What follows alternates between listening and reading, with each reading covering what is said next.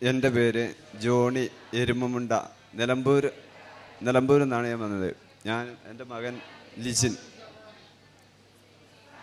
ഞാൻ 2022 ഡിസംബർ 4 ഉടമ്പടി എടുത്തത്. എൻ്റെ മകന് വേണ്ടിയിട്ടാണ് ഞാൻ ഉടമ്പടി എടുത്തത്. ഞാനിവിടെ രണ്ടാമത്തെ സാക്ഷ്യമാണ് ഇവിടെ കൃപാസന അൾത്താരയിൽ വന്ന് സാക്ഷ്യപ്പെടുത്തുന്നത്. ഇവന് ജോലിക്ക് വേണ്ടി 2021 മുതൽ വിദേശത്ത് പോകാൻ വേണ്ടി അപ്ലൈ ചെയ്തു. മെഡിക്കൽ കഴിയും, തള്ളിപ്പോവും. ഇങ്ങനെ 5 പ്രാവശ്യം ഇങ്ങനെ വന്നു. അച്ഛനെ കാണാൻ വേണ്ടി ഞാൻ ഇവിടെ ഒരു പ്രാവശ്യം വന്നു. അപ്പോൾ എന്നോട് പറഞ്ഞു, അച്ഛനെ കാണണമെന്നുണ്ടെങ്കിൽ ഉടമ്പടിയിൽ വെച്ച ആൾ വേണം. മോന് വേണ്ടിയിട്ടല്ലേ നിങ്ങൾ ഉടമ്പടി വെച്ചിട്ടില്ലേ, ആ ആൾ വേണം. ആ ആൾ ഉടമ്പടി എടുത്തതിന് ശേഷമേ അച്ഛനെ കാണാൻ പറ്റുള്ളൂ എന്ന് പറഞ്ഞു. അങ്ങനെ അന്ന് ഞാൻ തിരിച്ചു പോയി. പിന്നെ ഞാൻ ഇവനെയും കൊണ്ട് വന്നു, ഉടമ്പടി എടുത്തു. കഴിഞ്ഞ മെയ് മാസം ഞങ്ങൾ ഉടമ്പടി എടുത്തു. ഇവനെ ഉടമ്പടി എടുത്ത് ഇവിടുന്ന് പോയി. ആദ്യത്തെ പുതുക്കൽ കഴിഞ്ഞു. ഒരു വിദേശത്ത് ഉള്ള അപേക്ഷ കൊടുത്തു, ഒന്നും ശരിയായില്ല. അങ്ങനെ ഇരിക്കുമ്പോൾ പെട്ടെന്ന് പുതുക്കി കഴിഞ്ഞ് ഇവിടുന്ന് പോയതിന് ശേഷം ഇവന് തായ്ലൻഡിലേക്കൊരു വിസ വന്നു. അത് മെഡിക്കൽ വരെ കഴിഞ്ഞു. മെഡിക്കൽ കഴിഞ്ഞു, പോകാനൊക്കെ ആയി എന്ന് പറഞ്ഞു. 5-ാം തീയതി പോകാമെന്ന് പറഞ്ഞു. പക്ഷേ അത് തള്ളിപ്പോയി. അങ്ങനെ ഇരുന്ന് പിന്നെ അങ്ങനെ വിഷമിച്ചിരുന്നപ്പോഴാണ് ഇന്തോനേഷ്യയിലേക്കൊരു വിസ വന്നു. അതിന് മെഡിക്കൽ കഴിഞ്ഞു, എല്ലാം ക്ലിയറായി. ആ കാര്യങ്ങൾ അവൻ പറഞ്ഞോളൂ. എൻ്റെ പേര് ലിജിൻ. ഞാൻ നിലമ്പൂരിൽ നിന്നാണ് വരുന്നത്. ഞാൻ ഉടമ്പടി പ്രാർത്ഥന 2018 മുതൽ ചെല്ലുന്നുണ്ട്. പക്ഷേ അന്ന് ഞാൻ ഉടമ്പടി എടുത്തിട്ടില്ല, ഉടമ്പടി പ്രാർത്ഥന മാത്രം ചൊല്ലിക്കൊണ്ടിരിക്കുകയായിരുന്നു. അങ്ങനെ 2022 സമയമായപ്പോൾ എനിക്ക് പെട്ടെന്നൊരു ഫുഡ് പോയ്സൺ വന്നു. അതിലൂടെയാണ് ഞാൻ ആക്ച്വലി ഉടമ്പടിയിലോട്ട് വരുന്നത്. ഫുഡ് പോയ്സൺ വന്നു. ഒരു ജൂൺ മാസത്തിലാണ് എനിക്ക് ഫുഡ് പോയ്സൺ വരുന്നത്.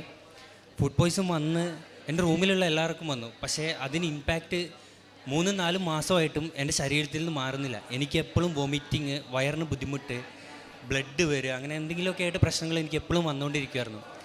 അങ്ങനെ ഇരിക്കുന്ന സമയത്താണ് അപ്പോൾ ഞാൻ ആദ്യമേ ഉടമ്പടി പ്രാർത്ഥന എന്നും ചൊല്ലുമായിരുന്നു. പക്ഷേ ഈ കൊറോണയൊക്കെ വന്ന സമയത്ത് നമ്മൾ പ്രാർത്ഥനയിൽ നിന്നൊക്കെ കുറച്ച് വിട്ടുമാറി, പള്ളിയിൽ പോക്ക് കുറഞ്ഞു. അപ്പോൾ സ്വാഭാവികമായിട്ട് പ്രാർത്ഥനാ ജീവിതത്തിൽ നിന്ന് വളരെയധികം വിട്ടു നിന്നൊരവസ്ഥയുണ്ടായി. അപ്പോൾ ഈ ഒരു വയ്യായിക വന്നപ്പോൾ എനിക്ക് പെട്ടെന്ന് ഞാൻ അത്രയും കാലം ചൊല്ലിക്കൊണ്ടിരുന്നതാണ്. ഒരു കൊല്ലത്തോളമായിട്ട് ഉടമ്പടി പ്രാർത്ഥനയൊന്നും ചെല്ലുന്നില്ല. പെട്ടെന്ന് എനിക്ക് ഉടമ്പടി എടുക്കണം എന്നൊരു തോന്നൽ വന്നു. ഉടമ്പടി എടുത്ത് ഞാൻ പ്രാർത്ഥിച്ചുകൊണ്ടിരിക്കുന്ന സമയത്ത് ഞാൻ എപ്പോൾ പ്രാർത്ഥിച്ചാലും എൻ്റെ മനസ്സിലോട്ട് ഒരു തോന്നൽ, ആരോ എന്നോട് ചോദിക്കുന്ന പോലെ, നീ എവിടുന്നോ ഒരു പൂജിച്ച ഭക്ഷണ സാധനം കഴിച്ചിട്ടുണ്ടെന്ന് പറഞ്ഞു. എൻ്റെ മനസ്സിലോട്ട് എനിക്കത് തന്ന വ്യക്തിയുടെ ഒരു മുഖം ഓർമ്മിപ്പിച്ചു. അപ്പം ഞാൻ ഒരാഴ്ച കഴിഞ്ഞു, 2 ആഴ്ച കഴിഞ്ഞു. എന്നാൽ ഇനി ഞാനൊന്ന് പപ്പയോട് ഈ കാര്യം പറയണമെന്ന് വിചാരിച്ച് വീട്ടിലോട്ട് വിളിച്ച് കാര്യം പറയണമെന്ന് വിചാരിച്ച് നിൽക്കുന്ന അന്ന് വൈകിട്ട് എൻ്റെ അമ്മ എന്നെ വിളിച്ചിട്ട് ചോദിച്ചു. അമ്മ അടുത്തുള്ള പള്ളിയിൽ പോയിട്ട് ആരാധന കൂടി വന്നതിന് ശേഷം എന്നോട് പറഞ്ഞു, നീ ഇങ്ങനെ എന്തെങ്കിലും പൂജിച്ച ഭക്ഷണ സാധനം കഴിച്ചിട്ടുണ്ടോ എന്ന് ചോദിച്ചു. അപ്പോൾ ഞാൻ അമ്മയോട് പറഞ്ഞു, ഞാൻ കഴിച്ചിട്ടുണ്ട്, ഞാനിത് ഇന്ന് വീട്ടിൽ പറയാൻ വേണ്ടി നിൽക്കുമായിരുന്നു, എനിക്ക് വേണ്ടി ആലപ്പുഴ പോയിട്ടൊന്ന് പ്രാർത്ഥിക്കണം, എനിക്ക് ലീവ് കിട്ടുമ്പോൾ ഞാൻ പോയി പ്രാർത്ഥിച്ചോളാം എന്ന് പറഞ്ഞിരുന്നു അമ്മയോട്. അപ്പോൾ എൻ്റെ മുന്നിൽ ഇനി വേറെ ഓപ്ഷൻ, എൻ്റെ തെറ്റുകൾ എനിക്ക് മനസ്സിലായി, എനിക്ക് കൺഫേമായി. എൻ്റെ അമ്മയോട് പറഞ്ഞപ്പോൾ എനിക്കത് കൺഫേമായി. അപ്പോൾ എൻ്റെ മുന്നിൽ ഇനി ഈശോയോട് മാപ്പ് പറഞ്ഞ് കുമ്പസാരിക്കുക എന്നുള്ളൊരു ഓപ്ഷൻ മാത്രമേ എൻ്റെ മുന്നിലുള്ളൂ. അങ്ങനെ ഞാൻ കുമ്പസാരിച്ചു. എൻ്റെ ശരീരത്തിൽ നിന്ന് അങ്ങനെയുള്ളൊരു ബുദ്ധിമുട്ടുകൾ എല്ലാം വിട്ടുമാറി. ഇന്നിപ്പോൾ എനിക്ക് അങ്ങനെ ഒരു ബുദ്ധിമുട്ടില്ല. പിന്നെ 4 വർഷത്തോളമായി ഞാൻ പുറത്തേക്ക് ജോലി നോക്കുന്നു. ഇവിടെ ഓൺലൈൻ ഉടമ്പടി ഞാൻ എടുത്തിരുന്നു. പക്ഷേ എനിക്ക് ഓൺലൈൻ ഉടമ്പടി എടുക്കുമ്പോൾ ഇത് കറക്റ്റ് എങ്ങനെ ചെല്ലണ്ടേ എന്നൊന്നും അറിയില്ലായിരുന്നു.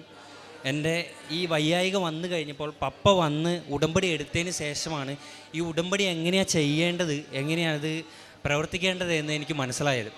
അങ്ങനെ പപ്പ എന്നോട് പറയായിരുന്നു, നിൻ്റെയാണ് ആവശ്യം, നീ വന്ന് ഉടമ്പടി എടുക്കണം, നീ വന്ന് ഉടമ്പടി എടുത്ത് നീ പ്രേക്ഷിത പ്രവർത്തനം ചെയ്താൽ മാത്രമേ നിൻ്റെ കാര്യം നടക്കുകയുള്ളൂ എന്ന് പറഞ്ഞു. അങ്ങനെ ഞാൻ മെയ് മാസം 25-ാം തീയതി ഉടമ്പടി എടുക്കാനായിട്ട് ഇങ്ങോട്ട് പോരുകയാണ്. ഇങ്ങോട്ട് പോരുന്ന ആ സമയം മുതൽ എനിക്ക് ഇവിടെ എത്തുന്നവരെ വളരെയധികം തടസ്സങ്ങളായിരുന്നു. ഞാൻ പോരുന്ന വഴിക്ക് എൻ്റെ ബസ് ആക്സിഡൻ്റായി. ഞാൻ ഓൾറെഡി തായ്ലൻഡിൽ എനിക്ക് ജൂണിൽ പോകണമെന്ന് പറഞ്ഞിരുന്നു അവരെന്നോട്. ആ പോരുന്ന വഴിക്ക് തന്നെ എൻ്റെ ജോബ് നഷ്ടപ്പെട്ടു എന്ന് പറഞ്ഞ് എന്നെ വിളിച്ചു പറഞ്ഞു. ഞാൻ മെഡിക്കലും കഴിഞ്ഞ് എല്ലാം കഴിഞ്ഞിരിക്കുകയാണ്. അപ്പോൾ എനിക്ക് വളരെയധികം സങ്കടമായ ഒരു നിമിഷമാണത്.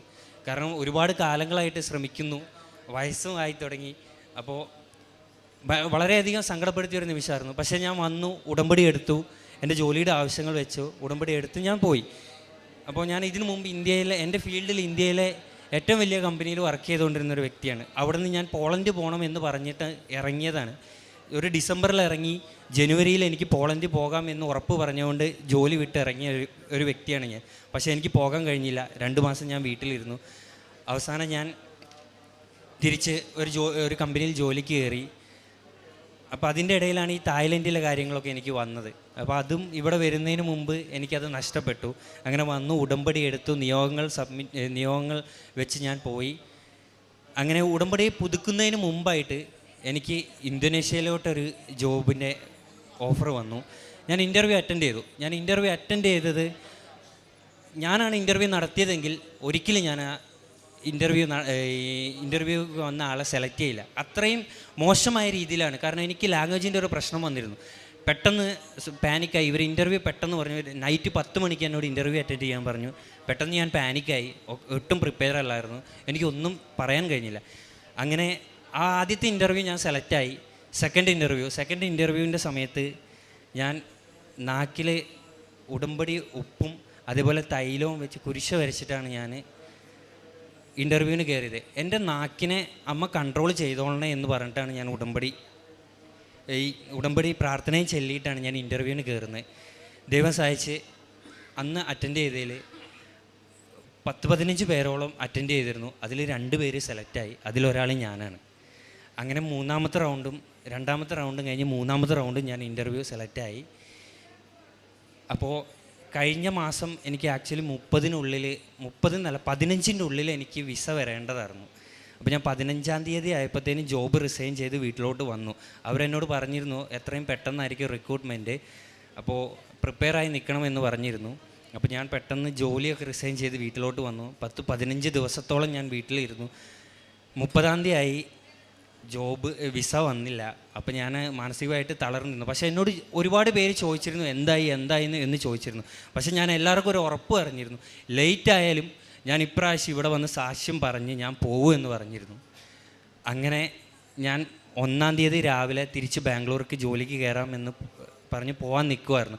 അപ്പോൾ എൻ്റെ പള്ളിയിലെ സിസ്റ്റർ എന്നെ രാവിലെ വിളിച്ചിട്ട് ചോദിച്ചു, മോനെ എന്താ ഏടാന്ന് ചോദിച്ചു. അപ്പോൾ സിസ്റ്ററെ ഒന്നും ആയില്ല, ഇതുവരെ ഒന്നും വന്നില്ല എന്ന് പറഞ്ഞു. അപ്പോൾ ഞാൻ പോകാനായിട്ട് ബാഗും കാര്യങ്ങളെല്ലാം പാക്ക് ചെയ്തു. ഇറങ്ങാൻ നിന്നപ്പോൾ എനിക്കൊരു തോന്നൽ, ഒന്നുകൂടി ഞാൻ വിളിച്ച് ചോദിച്ചേക്കാം. ഞാൻ വിളിച്ചു. എൻ്റെ വിസ 25-ാം തീയതി റെഡി ആയിരിക്കുമായിരുന്നു. അവിടുത്തെ HR-ന് പനിയായിട്ട് എനിക്ക് അയക്കാൻ പറ്റിയില്ല. അങ്ങനെ 4 വർഷം ഞാൻ കാത്തിരുന്നിട്ട് ഈ 14-ാം തീയതി ഞാൻ പോവുകയാണ്. അതിലെൻ്റെ ടിക്കറ്റാണ് ഈ കാണുന്നത്. 4 വർഷത്തെ കാത്തിരിപ്പിനൊടുവിൽ അമ്മ മാതാവ് എനിക്ക് തന്ന ടിക്കറ്റാണിത്. അതും ഇന്ത്യയിലെ എൻ്റെ ഫീൽഡിൽ ഏറ്റവും വലിയ കമ്പനിയിൽ വർക്ക് ചെയ്തിരുന്നുകൊണ്ടിരുന്ന എന്നെ വേൾഡിലെ ഏറ്റവും വലിയൊരു കമ്പനിയിലോട്ടാണ് എന്നെ ക്ഷണിച്ചിട്ടുള്ളത് മാതാവ്. അമ്മ മാതാവ് തന്ന ഈശോയും തന്ന അനുഗ്രഹങ്ങൾക്കെല്ലാം 1 കോടി നന്ദി. പിന്നെ ഞങ്ങൾ 26-ാം തീയതി ജപമാലയ്ക്ക് കുടുംബസമേതം പങ്കെടുത്തു.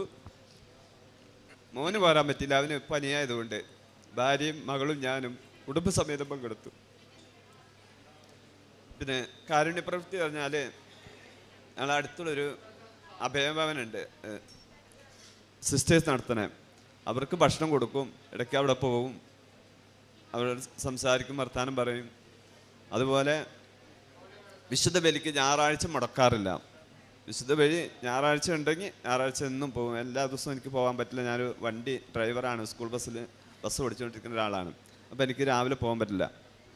പിന്നെ പത്രം ഞാൻ എല്ലാവർക്കും, ജാതിപത ഭേദമന്യേ എല്ലാവർക്കും, കാര്യമായിട്ട് പത്രം മേടിച്ചാൽ ഞാൻ ഹിന്ദുക്കളൊക്കെയാണ് കൊടുക്കാറ്. അങ്ങനെ അങ്ങാടിയിൽ ടൗണിലെ എല്ലാവർക്കും കൊടുക്കും, പിന്നെ നമ്മളെ വീടിൻ്റെ അടുത്തുള്ള എല്ലാവർക്കും കൊടുക്കും.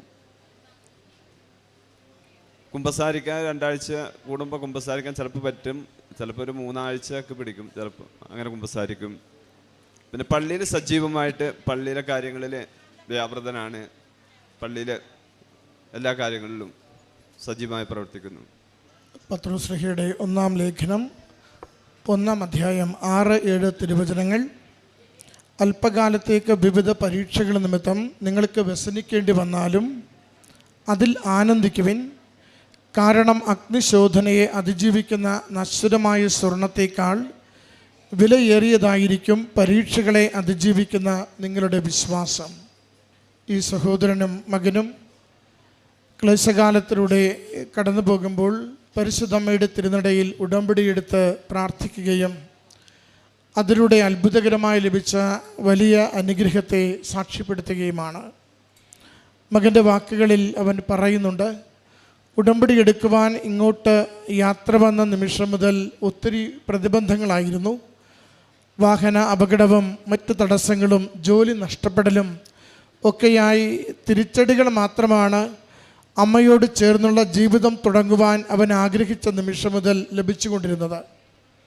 ഉടമ്പടി എടുത്ത് മുന്നോട്ട് ജീവിതം പോകുമ്പോഴും അവന് ക്ലേശങ്ങൾക്ക് കുറവില്ലായിരുന്നു. ഉടമ്പടിയിലായിരിക്കുന്ന നാം ഓരോരുത്തരും ജീവിതത്തിൽ ചേർത്ത് പിടിച്ച് മനസ്സിലാക്കേണ്ട ഒരു വസ്തുതയുമായി യാഥാർത്ഥ്യവുമാണത്. നമ്മൾ ഉടമ്പടി എടുക്കുന്നത് കൊണ്ട് വേഗത്തിൽ എല്ലാ കാര്യങ്ങളും സ്മൂത്താവുന്നു, എല്ലാം ശാന്തമാവുന്നു, എല്ലാം വേഗം നേടിയെടുക്കുവാൻ പറ്റുന്നു എന്ന് കരുതരുത്. ചിലരെ അല്പം കൂടി ഒന്ന് ശുദ്ധീകരിച്ച് ഒരുക്കുന്ന പ്രക്രിയയുണ്ട്. ചിലരെ അല്പം കൂടി ഒന്ന് വിശ്വാസത്തിൽ ആഴപ്പെടുത്തുന്ന പ്രക്രിയയുണ്ട്. ചിലരെ വലിയ അനുഗ്രഹങ്ങൾക്ക് വേണ്ടി ഇന്നുള്ള ജീവിതത്തിൻ്റെ ക്ലേശങ്ങൾ അത് എങ്ങനെ ഓരോരുത്തരും ഉൾക്കൊള്ളുന്നുവെന്ന് മനസ്സിലാക്കുവാൻ ഈശോ ആഗ്രഹിക്കുന്ന നിമിഷങ്ങളുണ്ട്. മകൻ്റെ ജീവിതത്തിൽ ഉടമ്പടി എടുത്തതിന് ശേഷം തുടർച്ചയായി വന്നുകൊണ്ടിരുന്ന തിരിച്ചടികൾ, ജോലിയില്ലാത്ത അവസ്ഥകൾ, ഉള്ളിലുള്ള ആശങ്കകൾ ഒക്കെ കടന്നു പോകുമ്പോഴും പതറാതെ നല്ല ശരണത്തോടുകൂടി അമ്മയുടെ അരികിൽ അമ്മ എനിക്ക് വേണ്ടി ഏറ്റവും മികച്ചത് ഒരുക്കി വച്ചിട്ടുണ്ട്, അനുഗ്രഹിക്കപ്പെടുമെന്ന പ്രത്യാശയോടെ പ്രാർത്ഥിക്കുന്നതാണ് മകൻ പങ്കുവെക്കുന്നത്. അവൻ പറയുന്നുണ്ട്, ആദ്യം അത് മറ്റ് പൂജിച്ച വസ്തുക്കൾ കഴിച്ചതിനെക്കുറിച്ചുള്ളൊരു വെളിപ്പെടുത്തൽ അവന് കിട്ടുന്നത് ഉടമ്പടിക്ക് ശേഷമാണ്. അത് വെളിപ്പെടുത്തൽ കിട്ടുമ്പോൾ അത് കുമ്പസാരിച്ച് ഹൃദയശുദ്ധി വരുത്തി ആത്മശുദ്ധി വരുത്തി ജീവിതം പിച്ചവെച്ച് തുടങ്ങുമ്പോഴാണ് ബാക്കി ഓരോ കാര്യങ്ങളും അത് നമുക്ക് അനുകൂലമാക്കി തരിക. പ്രിയമുള്ളവരെ, നമ്മുടെ കുദാശകളിലുള്ള നമ്മുടെ വിശ്വസ്തത നമുക്ക് ദൈവാനുഗ്രഹത്തിനുള്ള ഏറ്റവും എളുപ്പ വഴിയാണ്.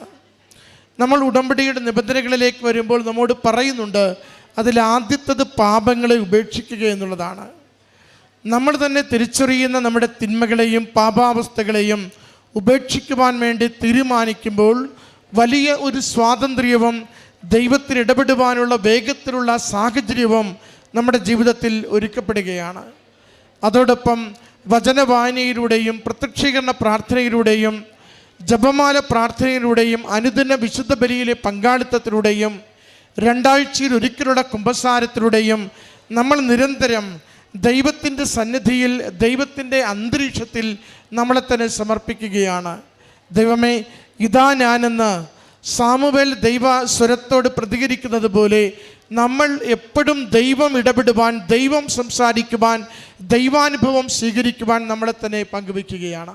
അതാണ് ഇടപെടുവാനും അനുഗ്രഹിക്കുവാനും ഭാരങ്ങൾ ലഘൂകരിക്കുവാനും നിയോഗങ്ങൾ വേഗം സാധിച്ചു കിട്ടുവാനും അടിസ്ഥാനമായിട്ടുള്ളത്. മകൻ പറയുന്നുണ്ട്, ആദ്യത്തെ ഇൻ്റർവ്യൂ പങ്കെടുക്കുമ്പോൾ ആകെ വെപ്രാളപ്പെട്ടു പോയി, എന്തൊക്കെയോ പറഞ്ഞു പോയി. അതുകൊണ്ട് അടുത്തതിലേക്ക് പോകുമ്പോൾ കുറേ കൂടി ശാന്തതയോടെ നേർച്ച വസ്തുക്കൾ ഉപയോഗിച്ചുകൊണ്ട് ഇത് വളരെ പ്രധാനപ്പെട്ടൊരു ജോലിയാണ്, അതുകൊണ്ട് ആവശ്യമുള്ളത് മാത്രമേ നാവിൻ തുമ്പിൽ നിന്ന് വരാവൂ എന്ന പ്രാർത്ഥനയോടുകൂടി പങ്കെടുക്കുന്നത്. ഓരോ നേർച്ച വസ്തുവിനോടും നാം പുലർത്തുന്ന ആദരവും വിശ്വസ്തതയും നമ്മുടെ ജീവിതത്തിൻ്റെ അനുഗ്രഹം വേഗത്തിലാക്കുന്നു, എളുപ്പത്തിലാക്കുന്നു. അതുകൊണ്ട് ഈ മകന് ലഭിച്ച അനുഗ്രഹങ്ങളെ നന്ദിപൂർവം ദൈവസന്നിധിയിൽ സമർപ്പിക്കുമ്പോൾ നമുക്ക് നമ്മുടെ അനുതാപത്തെ ഒന്ന് ഓർത്ത് അനുതപിക്കുവാനുള്ള മനസ്സിന് വേണ്ടി പ്രാർത്ഥിക്കാം. നമുക്ക് വിശ്വാസത്തോടുകൂടി വിശുദ്ധ കുർബാനയിൽ പങ്കുചേരുവാൻ വേണ്ടി പ്രാർത്ഥിക്കാം. നമുക്ക് നമ്മുടെ വചനവായനയും ജപമാലയും പ്രത്യക്ഷീകരണ പ്രാർത്ഥനയും അമ്മ മാതാവിൽ ശരണപ്പെട്ടുകൊണ്ട് പ്രാർത്ഥനാപൂർവം ഓരോ ദിവസവും നിർവഹിക്കുന്നതിന് വേണ്ടി പരിശ്രമിക്കാം. അതോടൊപ്പം തന്നെ ഏറ്റവും എളിമയോടുകൂടി നമുക്ക് കൈമാറുന്ന നേർച്ച വസ്തുക്കളെ അത് ദൈവത്തിൻ്റെ അടയാളങ്ങളായി, അമ്മ മാതാവിൻ്റെ അടയാളങ്ങളായി, സംരക്ഷണത്തിനും സഹായത്തിനും അഭിഷേകത്തിനും അവ കൈമാറുന്നുവെന്ന ബോധ്യത്തോടുകൂടി അവ നമുക്ക് പ്രാർത്ഥനാപൂർവം ഉപയോഗിക്കുവാൻ നിരന്തരം ശ്രദ്ധിക്കാം. അത് നമ്മുടെ ജീവിതത്തിൻ്റെ ഭാരങ്ങളെ മാറ്റി, ക്ലേശങ്ങളെ അകറ്റി, രോഗങ്ങൾക്ക് സൗഖ്യം നൽകി, അടഞ്ഞുപോയ വാതിലുകൾക്ക് തുറവി നൽകിക്കൊണ്ട് കൂടുതൽ അനുഗ്രഹത്തിൻ്റെ വഴികളിലേക്ക് ജീവിതത്തെ നയിച്ചുകൊണ്ടിരിക്കും. അതിന് നമ്മളെ സഹായിക്കണമേ എന്ന് പ്രാർത്ഥിച്ചുകൊണ്ട് ഈ കുടുംബത്തിന് ലഭിച്ച എല്ലാ അനുഗ്രഹങ്ങളെയും കരഘോഷത്തോടു കൂടി അമ്മ മാതാവ് വഴി ഈശോയ്ക്ക് നമുക്ക് സമർപ്പിക്കാം. അത്യപൂർവ ദൈവാനുഭവങ്ങൾ ഇനി നിങ്ങൾക്കും സ്വന്തം. ഈ യൂട്യൂബ് ചാനൽ ഇതുവരെ സബ്സ്ക്രൈബ് ചെയ്തിട്ടില്ലെങ്കിൽ ഇപ്പോൾ തന്നെ സബ്സ്ക്രൈബ് ചെയ്യുക. ഈ വീഡിയോ ഇപ്പോൾ തന്നെ നിങ്ങളുടെ സുഹൃത്തുക്കൾക്ക് ഷെയർ ചെയ്തുകൊണ്ട് കർത്താവിൻ്റെ പ്രേക്ഷിതരാകുക.